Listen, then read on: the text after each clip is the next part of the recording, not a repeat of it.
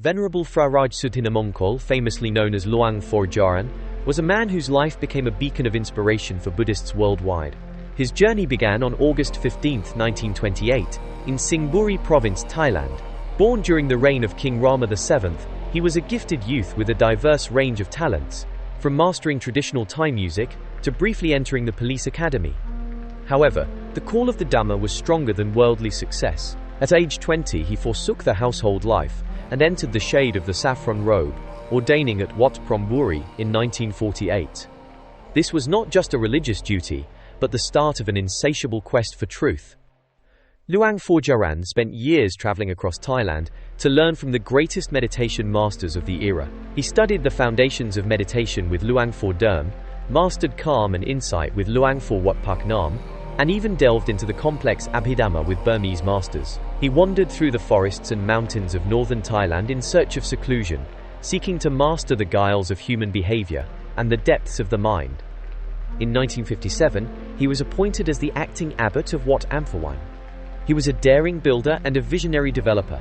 Even without funds at hand, he initiated projects through sheer faith and resourcefulness, transforming the monastery into a center of prosperity and peace. Recognized for his tireless work, he was conferred the royal title of Phra Rajsuddhinanamongkol in 1992. Throughout his life, he received numerous awards for social development and his contribution to the sincere practice of Dhamma. Luang Phor Jaran's life reminds us that true development begins within. He remains a major refuge for all seekers of wisdom, proving that a dedicated life can change the world. Luang Phor Jaran's journey into the Dhamma was not driven by early faith, but by a profound sense of gratitude. Born into the Janyaraks family, he was a stubborn and independent youth who preferred the worldly studies of mechanics and Thai music over religious life. Though he lived in monasteries to pursue his education, he admitted to a temperament that resisted the humility required of a monk. However, at age 20, he agreed to ordain at Wat Amphawan solely to honor his parents' traditional wishes, intending to stay for only 4 months before returning to the civil service. His path changed forever on the day he planned to disrobe. A mysterious loud sound echoed in his ears, challenging his pride. It asked if he had truly gotten the Namo, or understood the virtues of the Buddha. Luang Phor realized that while he could chant the words, his heart lacked the submission and humility they represented. He redefined the Song of Namo as a principle of being humble, obedient, and respectful, a transformation that led him to remain in the saffron robe for the rest of his life. In his search for deeper knowledge, he traveled to Wat Nong Phor to study under the legendary Luang Phor Dharm. Despite wanting to learn popular charms, he was instead taught the ancient art of victory in war, and the techniques of raising elephant skills that he would later realize were essential metaphors for discipline and understanding past karma. He learned that in the past, the monastery was a holistic center for all sciences, arts, and virtues, teaching people how to administer themselves and society through the Dhamma. Luang Phor's quest eventually took him to the deep forests of Khon Kaen, searching for a monk rumored to have the psychic power to reveal winning lottery numbers. When he finally encountered the stern master under a banyan tree, he was met with a razor-sharp lesson. The forest monk told him that his worldly knowledge was a barrier to truth. He taught Luang Phor that the Buddha did not teach for fun or fortune, but to quench suffering through morality, concentration, and wisdom. He challenged Luang Phor to stop looking for what is false and to begin studying the source of suffering within himself. Years later, at age 45, Luang Phor returned to the forest to master the 4 foundations of mindfulness. He learned to anchor his awareness in the body, practicing standing and walking meditation until he could read his own mind like a mirror. He realized that mindfulness is the guardian of the senses. When the eyes and ears have morality, wealth and wisdom follow. He teaches us that true merit is not about the money we spend, but the time we give to being mindful. By charging our mental battery through constant awareness in the present moment, we find the wisdom to solve any problem and the path to eternal happiness. Luang Phor Jaran teaches that the law of karma is an inescapable reality, a truth he came to understand through profound personal suffering and insight meditation.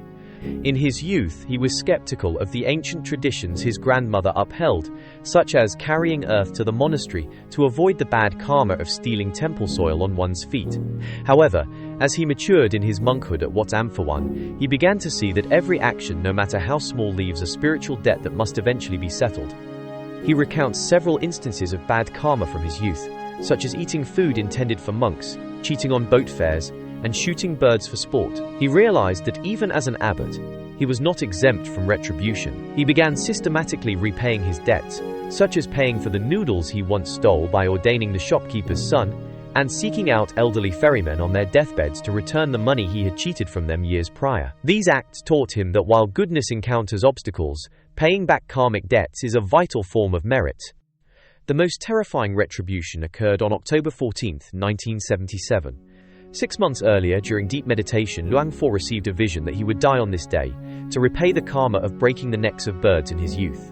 He prepared for his end by bequeathing his belongings and instructing his followers on how to manage the monastery after his passing. At exactly 12:45 p.m., as he had foreseen, a violent car accident occurred. Luang Phor was thrown through the windshield, his scalp was torn, his shoulder was smashed, and his neck was broken, leaving his head resting on his chest. In a state of total paralysis but with clear mindfulness, Luang Phor discovered a miraculous technique, breathing through his navel, just as a baby does in the womb. This preserved his life while he waited for help. Even as he lay mangled, further karma for boiling turtles returned when a car's radiator boiled over and scalded his body. Through intense pain, he practiced forgiveness, determining that if his karmic debt was paid, he would accept either life or death with equanimity. A series of miraculous accidents during his medical treatment, including a fall from a collapsing stretcher, actually clicked his broken neck back into place. However, the prophecy of his grandmother finally came true. Because he had stolen food meant for monks as a child, he spent 50 days with his jaw locked in a heavy plaster cast. He was forced to be fed through a straw, suffering exactly like a hungry ghost, with a mouth the size of a needle's eye. These experiences transformed Luang Phor into a dedicated teacher of the Dharma, resolved to spend his remaining life helping others understand that the present is the most important time to plan and act with virtue.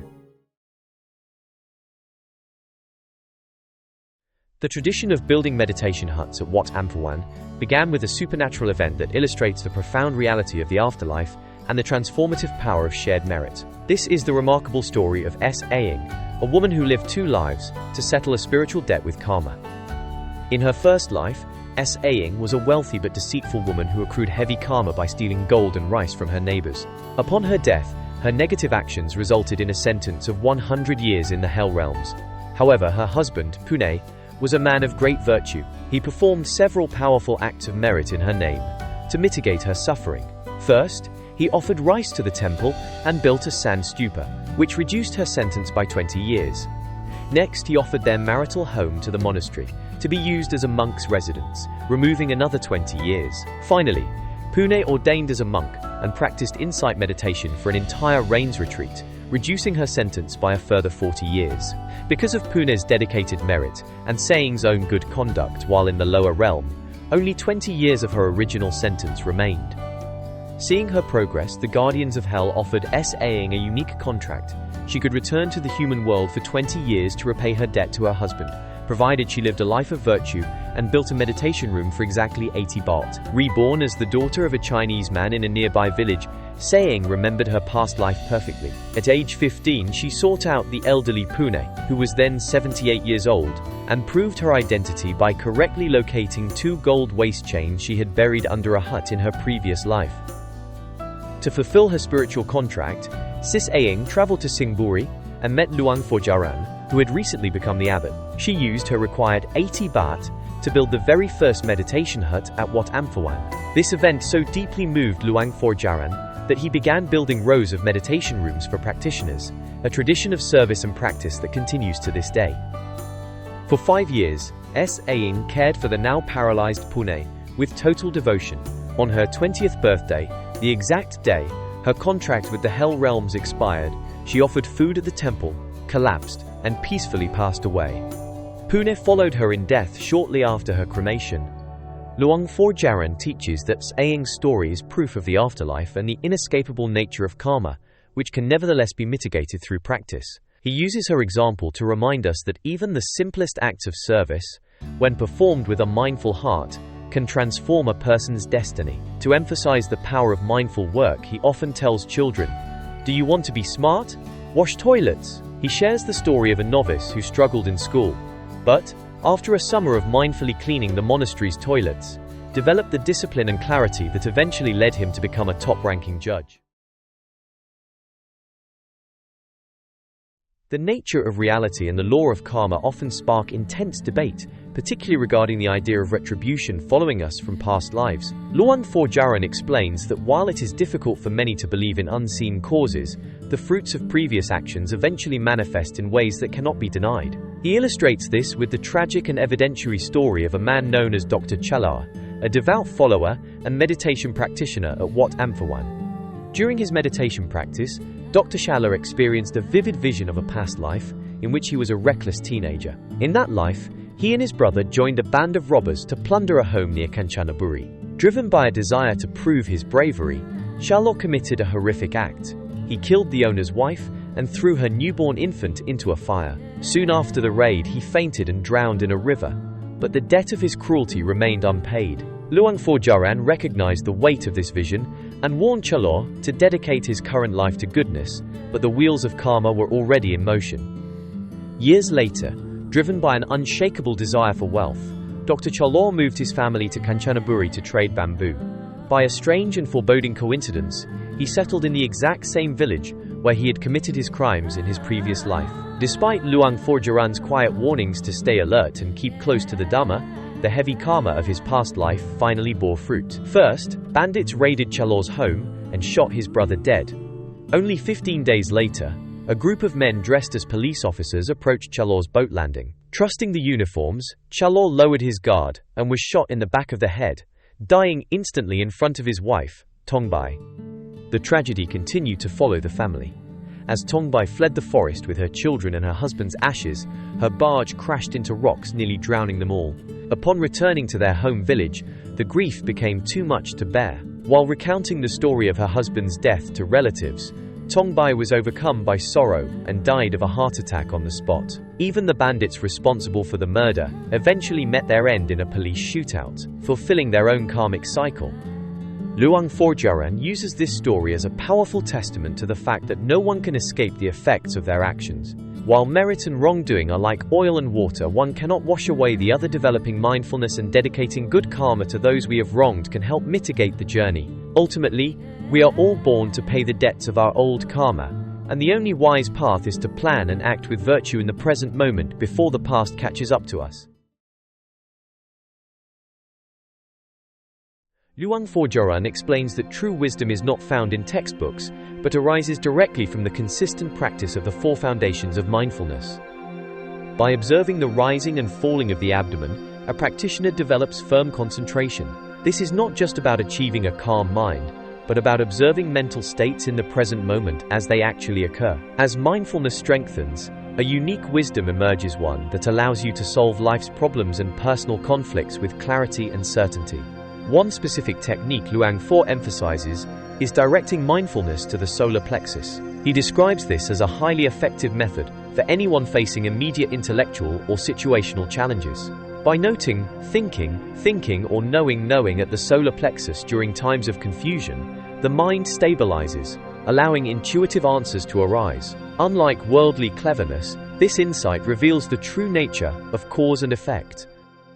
The path to this wisdom requires direct experience over theoretical knowledge. Luang Phor teaches that even intense pain is a form of Dhamma. By observing pain without reacting, its characteristics of impermanence and suffering become clear. This practice transformed Luang Phor's own understanding after 30 years of devotion, teaching him that lasting happiness is only possible after one has courageously faced suffering through the supreme way of mindfulness in all postures. This awareness extends into every moment of daily life, whether walking, sitting, or reclining. Luang Phor illustrates this power through the story of a student plagued by chronic pain. Through insight, the student realized the pain was a karmic reflection of harming frogs as a child. By acknowledging this past action and dedicating thoughts of forgiveness, the pain vanished. Ultimately, Luang Phor Jaran encourages seekers to move beyond mere calmness and pursue the path of mindfulness, which leads to the total transcendence of suffering. Luang Phor Jaran invites us to start a new life by letting go of academic learning and studying the truth of life through direct practice. He emphasizes that true wisdom is found not in books, but through the diligent observation of mind and body. This internal knowledge, known as Nama Rupa Parichedanana, allows a practitioner to distinguish between mentality and corporeality, a foundational ability without which spiritual progress is impossible. When Dhamma wisdom arises, answers to complex questions flow effortlessly, based on realized truth rather than memorized scripture. A critical aspect of this training is distinguishing between thinking and knowing. Luang Phor teaches that thinking is almost always rooted in the past, whereas true knowing exists only in the present moment. Most people fail to realize that the mind observing a rising breath is a different mental stream than the one observing the falling. By establishing mindfulness, these streams separate, allowing us to break free from the delusion of a constant self and see the world through the lens of impermanence, suffering, and non-self. This heightened awareness transforms our interactions. Luang Phor describes the ability to read your mind and the minds of others as a practical benefit of mindfulness. By observing the physical and mental states of those who approach us, we can immediately understand their intentions. This wisdom eye allows us to offer help perfectly suited to a person's needs, preventing us from being deceived by appearances and fostering deep compassion for all beings subject to change. Ultimately, Luang Phor Jaran urges us to maintain consistent awareness in every posture, standing, walking, sitting, or reclining. He warns against phony Vipassana, where one merely thinks about the Dhamma instead of experiencing it. By noting every sense impression as it arises and ceases, we accumulate the credits of mindfulness. This practice leads to an internal stability, where greed and delusion are replaced by profound wisdom. By attending strictly to the present, we unlock the true power of the Buddha's teachings and understand the destiny of our own lives. Luang Phor Jaran introduces the profound concept of catching your sleep, an ancient technique of sleeping with unbroken mindfulness. He explains that while most people lose awareness the moment they drift off, the four foundations of mindfulness allow us to maintain a thread of consciousness even in deep rest. By breathing deeply and gently noting the rising and falling of the abdomen, the mind eventually dives into the bhavanga, or the subconscious state. In this state, the mind stops receiving external sense impressions, yet the practitioner remains fully aware within, knowing exactly how many times they turn over and precisely when they awaken. A remarkable benefit of this training is the mastery of one's own internal clock. Luang Phor notes that those skilled in this meditation can determine a specific time to wake up, such as 4 a.m., and will find themselves automatically alert and refreshed at that exact moment without the need for an alarm. He describes the sensation of falling asleep mindfully as a sudden rushing or dropping feeling, similar to a car driving over a bridge. Once mastered, even a few minutes of this mindful sleep can provide more restorative energy than several hours of unconscious slumber. Beyond nighttime rest, Luang Phor shares practical techniques for managing energy throughout the day. For those needing a brief, powerful rest while working, he suggests directing mindfulness to the throat, or Adam's apple, while breathing deeply in a seated position. By setting a mental determination for a 5-minute rest, the mind can drop into a deep state and return completely refreshed. Conversely, if you are overwhelmed by sleepiness but must stay awake, directing mindfulness to the forehead can instantly restore alertness and concentration for continued work. Finally, Luang Phor addresses how to manage a scattered mind or physical discomfort. He reassures practitioners that a restless mind is simply an opportunity for observation. By noting scattered, and breathing comfortably, the agitation naturally dissolves. He even provides a remedy for eye strain from reading, advising students to shift their concentration from the eyes down to the stomach for immediate relief. Through these refined techniques, Luang Phor Jaran demonstrates that mindfulness is a versatile tool that enhances every aspect of life, from the depths of sleep to the heights of intellectual achievement.